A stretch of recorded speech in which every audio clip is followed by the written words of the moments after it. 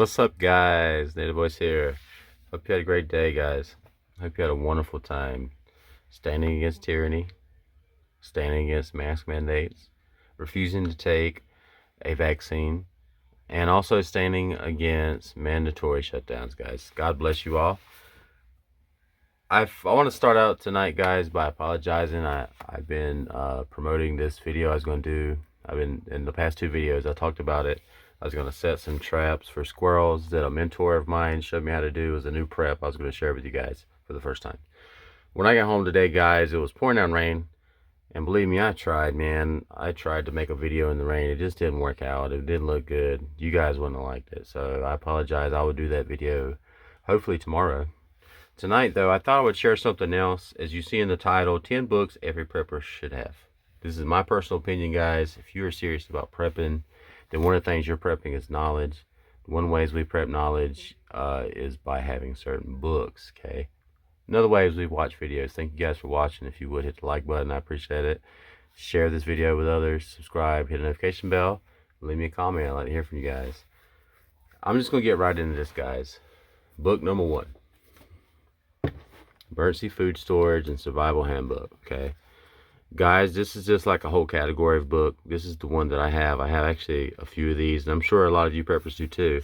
I like this one because it's pretty comprehensive and straightforward. It's easy. It's an easy read. It covers all types of topics. It starts from the beginning. You know, what is prepping? Why do you need to prep? What types of things you need to have? It covers food and water, the different ways to store these different things, in all different types of environments, not just way out in the country, in the suburbs, in the city. It covers it everywhere, all over the different types of region. She even goes into economic advantage of long-term storage, how to avoid waste. Gosh, she covers so many different things. She has recipes in here that save money. And I like this book also because it has blank pages where you can write in your own stats for keeping inventory. I mean, there's just so many good things you can do. So I recommend this one. It's a cheap buy on Amazon. I know, I hate to support Amazon too, but what else are you going to do? Alright, book number 2 is the first aid book, guys. And I'm just going to grab this one right here. This is my go-to first aid book.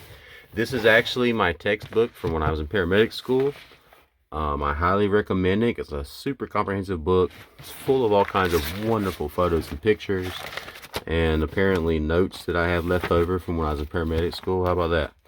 Also, guys, it covers the different types of medical emergencies, not just injuries, but also illnesses, how to recognize those illnesses, the best treatments for those illnesses, the best types of medicines, guys. It covers all types of stuff, not just first aid. And you know, like I said, guys, this is more of a category. This don't have to be the exact book that you have, but you need to have a comprehensive book of how to take care of medical emergencies, okay?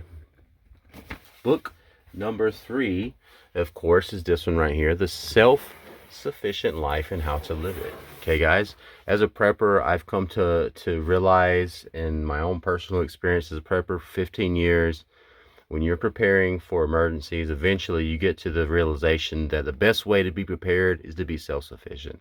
Don't depend on our government for anything. That is a mistake. Don't depend on anyone else to take care of you. We should all be striving to reach the point to where we are self-sufficient. No matter what I need, I have it. I'm producing it. Okay? And in this book, it covers literally everything. It covers farming, how to produce your own food, how to grow your own food, different types of food you can grow, the best way to grow those things, how to improve your soil, how to use every parts of plants, how to set up gardens, how to improve soil, how to, gosh, I was looking at this earlier, how to make alcohol, how to make beer, how to make wine, how to make liquors. It talks about animals, how to take care of your animals, the best animals to have, where to put your animals, the best animals to put together, how your animals can be useful on your farm while they're alive, the best way to take care of your animals, how to keep your animals healthy, how to treat your animals, how to use wool, how to harvest wool, how to turn wool into yarn, how to mill grain, all different types of things, guys, in this book, The Self-Sufficient Lifestyle. It talks about dairy, how to produce dairy, how to use dairy, how to make compost bins, how to incorporate the surrounding woodlands into your farm, how to slaughter animals, how to can, how to use hand tools, all these different types of things, guys. A self-sufficient life, how to make soap, how to have good hygiene. And there are all kinds of books you can have. This is just one of my favorite. I'll put it back over here. But there are all kinds of books in this vein. These are just some other examples. This is a book I picked up a couple of years ago, a book on homesteading. It's very good, very comprehensive, all different types of things.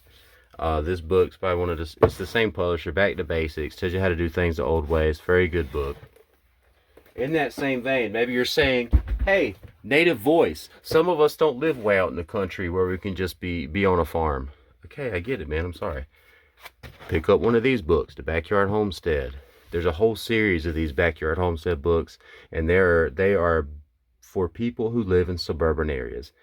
You know, you might say, yeah, but native, I live in like a quarter of an acre. That's okay. If you have a backyard, if you have access to ground, they show you how to make vertical gardens, how to build greenhouses, how to use every window that receives sunlight in your house to grow food. It talks about hydroponics, talks about the different things you can do. Guys, if you are a prepper, you need to be prepping knowledge. And I recommend these different books. All right, book number 5. Excuse me, book number 4. A book on carpentry and construction, okay? This is mine. This is my go-to book, Outdoor Home Guide. I like this book. Super comprehensive. It's one of those 10-pound books that you can get for like $10 or $5, you know, at Barnes and Nobles or whatever. You go into those bins and you look, and it covers everything. Masonry. It covers carpentry. It covers hand tools, power tools, how to make windows, how to make doors, how to make patios, how to make gazebos, how to make decks, porches, how to make how to make roofs, how to frame up different things, how to make outbuildings, how to make playground equipment, all kinds of things. It talks about basic carpentry, the materials you would need.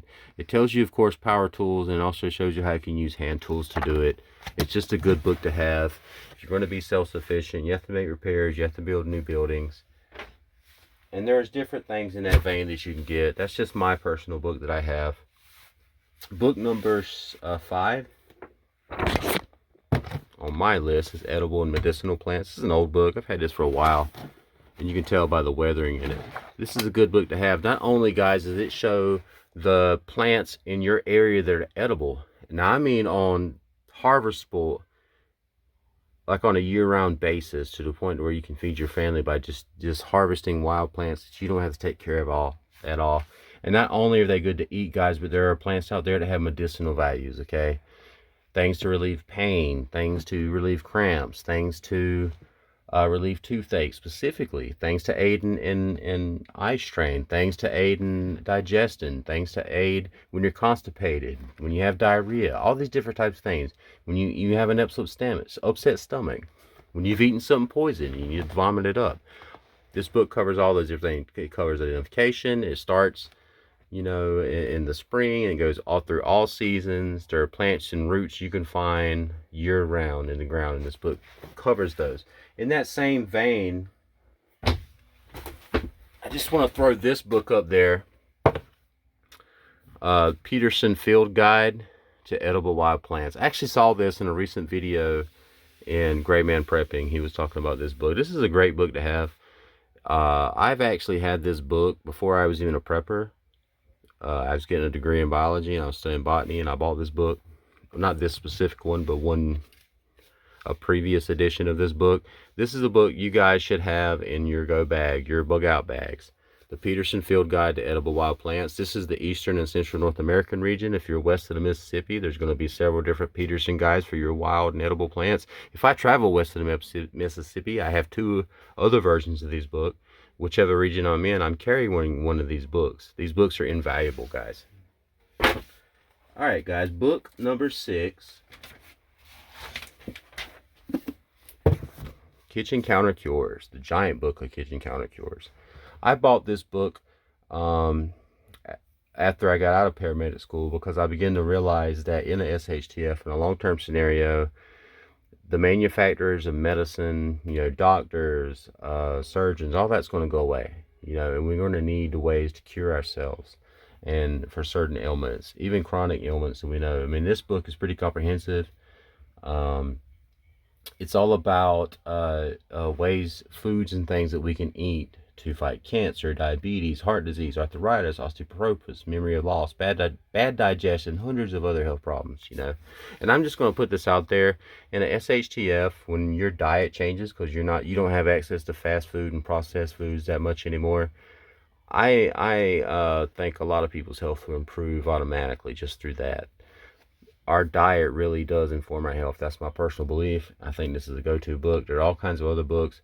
Guys, in SHTF, you need to have some kind of medical reference you can go to in ways to home remedies. Okay, there's all kinds of home remedy books. Find one. Put it in your house. Knowledge. All right, book 7. The Complete Book of Home Preserving. All right, this was inevitable, guys. If you're growing your own food, then eventually you're going to need a way to preserve all that own food, because if you're going to grow enough food for your family for a year, let's say, that's the goal. All right, when you're farming, you're trying to grow enough food to last, you know, for the year and to put away. So canning is going to become key. I hope you guys are prepping mason jars. If not, you need to. There, you can with like old spaghetti jars and stuff. It's not as expedient because it's not always clear that the jar is sealed. So I hope you're prepping mason jars. Okay, trade people for mason jars. But you need to learn to do this. This is a good book. This is produced by Ball, one of the major producers of canning jars. But anyway, it has recipes for everything you'd ever want to make. Jams, jellies, how to preserve fruits, vegetables, meats, all kinds of things. How to make vinegars, how to make ciders and preserve them for a long term. All these different things. How to do dry preserves. How to can in the old way without like a new modern canner. If you have a modern canner, you know, kudos to you. If you do not, you don't need one. There's ways to do it. This book shows you how.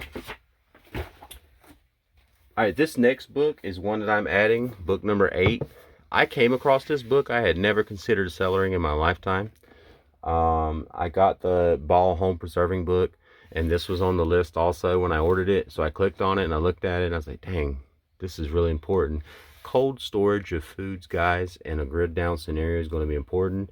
If you don't have solar, wind, or, you know, water power, or literally millions of tons of propane or gas for generators stored up, eventually you're going to have a way for cold storage for food. Root cellaring is the way to do that. This book is very cheap. It's a comprehensive way, the way they did it in the old days. It covers several different types of root cellars, depending on where you live, what type of cold storage you need, how deep you need to go. It tells how to do cellaring on a small scale, which is barrels and buckets. This is a great book, guys. I highly recommend some type of cellaring book, if not this one. Book number 9 is my personal. It is in my personal top 10, like I said. These are my opinions, guys. But as a prepper, book number 9, the Stanley Complete Wiring book. In a grid down scenario, guys, in our modern society, we've realized electricity is important, you know, for modern life. It leads to a lot of different things, you know, and understanding how electricity works, whether you have solar or generator power, or you figure out how to modify alternators from like a car, a lawnmower, to generate electricity to to charge a car battery or something to produce lighting or refrigeration or central heat or air in your home. We are always, as human beings, going to be tinkering with electricity. This book is completely visual. I mean, every page, it tells you everything. Safety is the top #1 thing. It teaches you how to do things step by step.